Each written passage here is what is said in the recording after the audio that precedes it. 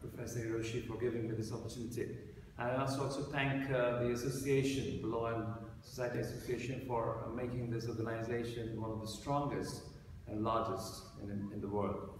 Now, since I've been working with the tribal people in India for nearly a decade now, and working also very closely with the United Nations in furtherance of protecting the rights of indigenous and tribal communities all across the world, I thought of presenting a very interesting reflection which talks about how the Universal Periodic Review can play a very interesting role in protecting the rights of tribal people all across the world. Now, coming down to the topic that, as I've suggested, since the Universal Periodic Review is not something which is limited within the Indian structure. It is something which comes up every 4.5 years for every country to talk about the human right condition and how that particular thing is protected all across the world. Now, the first case study that I would like to bring before this august audience is what is the situation today with large water fish? We all are well aware that one of the most interesting and most fascinating journal is Nature. And in this journal, this particular article got published which spoke about that more than 90% of large water fishes all across the world is no longer there. So now I'm just trying to say why this actually happened, what led to this particular degeneration of this huge species. Now I think, you know, one of the most interesting aspects would be to understand what is ecological ethics, which I have highlighted in green for everyone. Now, in most tribal and indigenous communities, what we have seen so far is that let me tell you, this is not something which is related within India. It extends to approximately all communities. Now suppose, you know, in case of a community moving from one particular nest to the other to collect eggs, eggs harvesting, the ecological ethics, the tribal ethics specifically states that you're not supposed to take an egg if there is a minimum, like, you know, at least there should be 4 to take an egg. If there is 3 or less, you're not supposed to touch that egg. Now, this is one of the things that I would like to say, that this amazing loss of species across the planet is primarily because of the great scientific discoveries and inventions. And this happened in the last 4 or 5 decades. And these 5 decades have abolished almost 90% of the world's large fish communities. Now, the second point that I'd like to identify before this amazing gathering is that, like, if we talk about domestication of animals. Now, first of all, let me tell you that domestication of animals does not mean, you know, bringing an animal and taking it to your house and try to teach how it is to function. Scientifically speaking, whenever you're talking about domestications, it's basically about creation of a new species.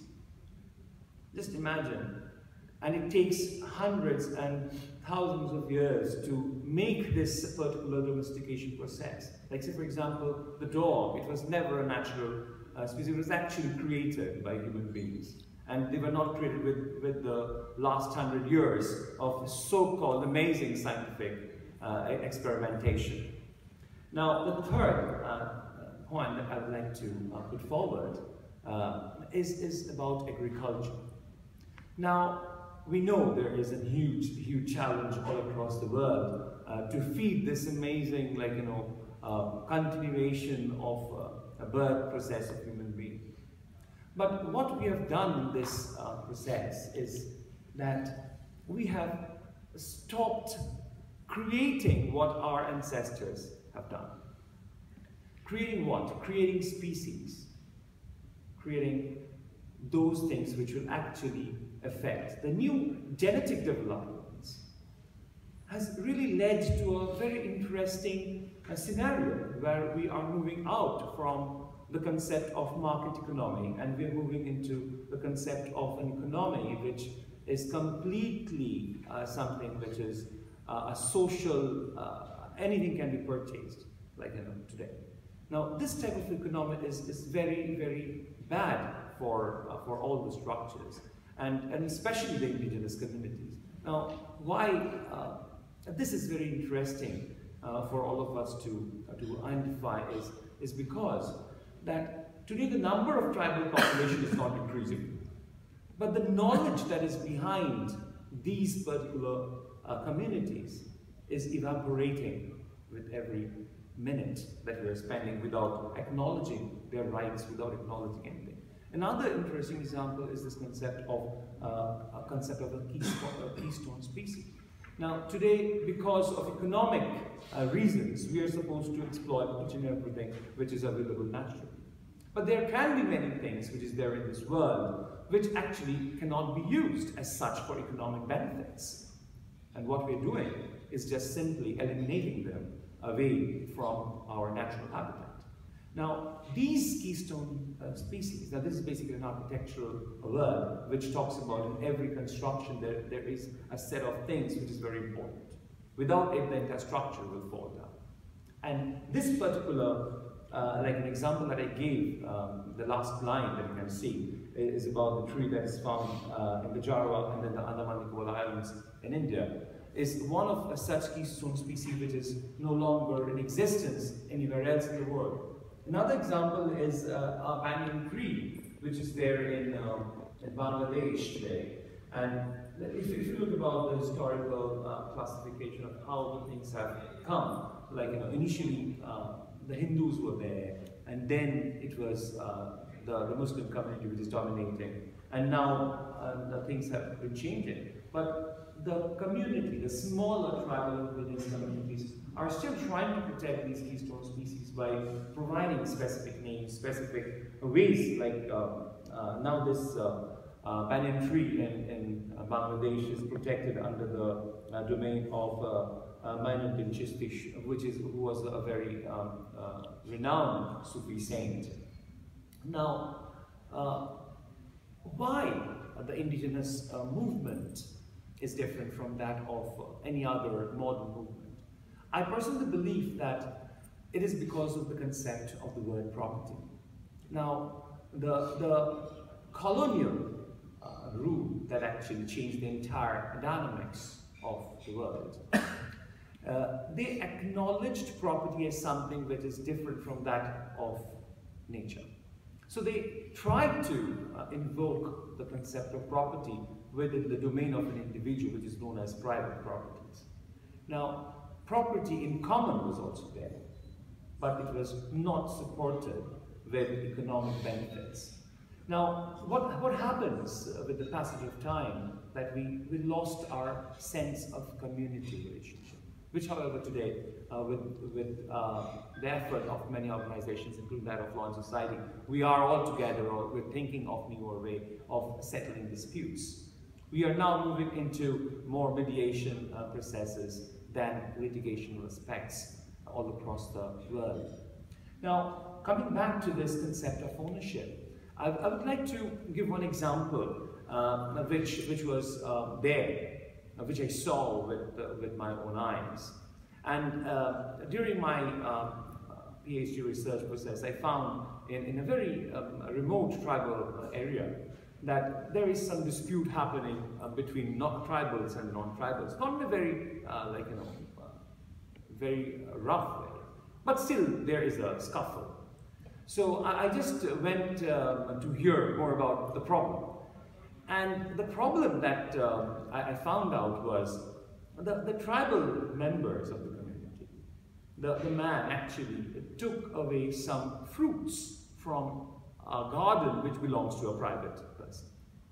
Now, the defense mechanism that he's trying to put up before the community is that, well, even if I take into consideration that the tree belongs to him, he has planted, fine, he has given something to him.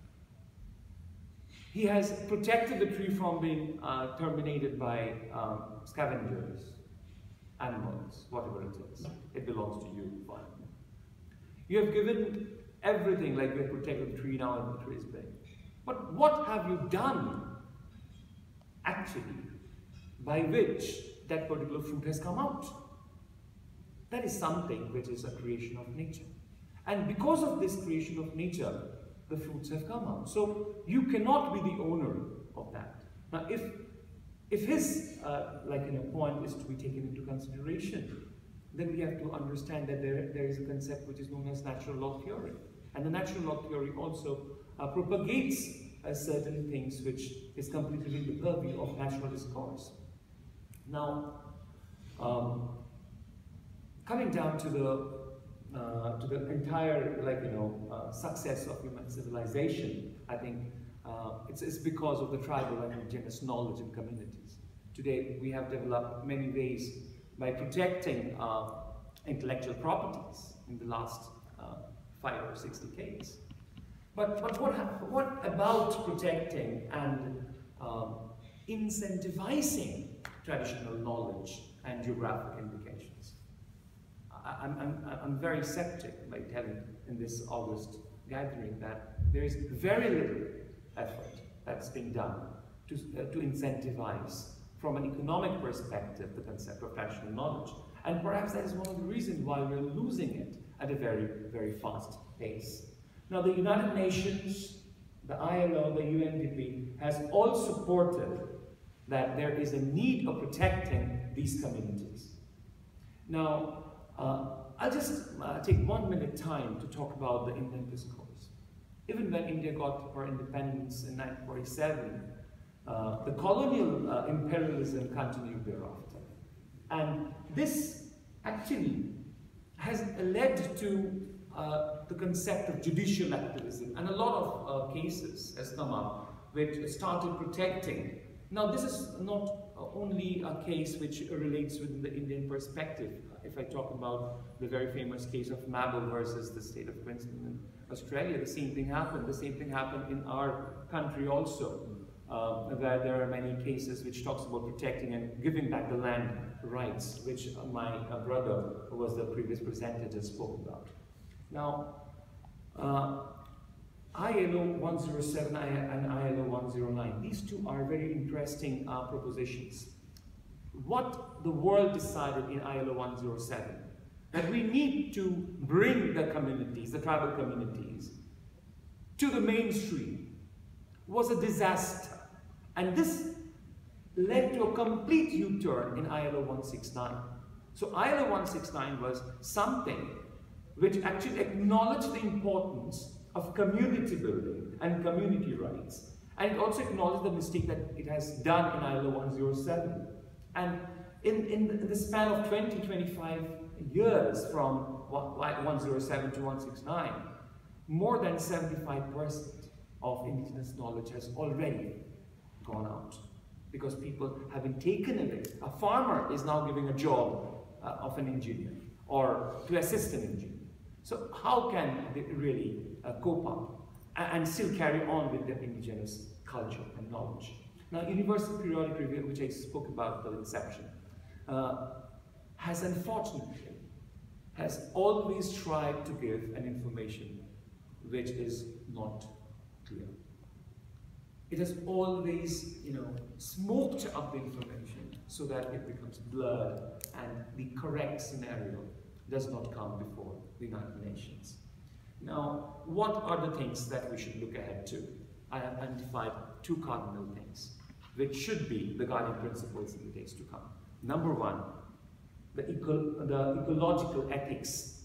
Like, we're not supposed to kill a dove when it is pregnant. We're not supposed to carry on with fishing when there is this time for that particular species to generate subsequent generations. And number 2, which I believe very thoroughly, is community ethos. Every community across the world, if you move into a little more research, you'll find that they are basically the same, with various different nomenclature. Now, it's all about, we can learn, the modern generation should learn from them. And the next set of laws should be bringing in these things, these ethos and community relationship into the fore. Now, the challenge, as I told you, is unprecedented, and I don't know to what extent we can actually do it. But I think voices like us can make a difference in the world. Leadership in formulating the laws, in formulating the policies to protect the indigenous communities all across the world, and so that we can unravel actual scenario in the next periodic review. Thank you very much. This is one of my efforts that I actually constructed in form of a book, but that's from the Indian perspective. Thank you very much, sir, and for this opportunity. Thank you. Thank you. Okay, through the presenter is Grace Tsai. Would you come to the front?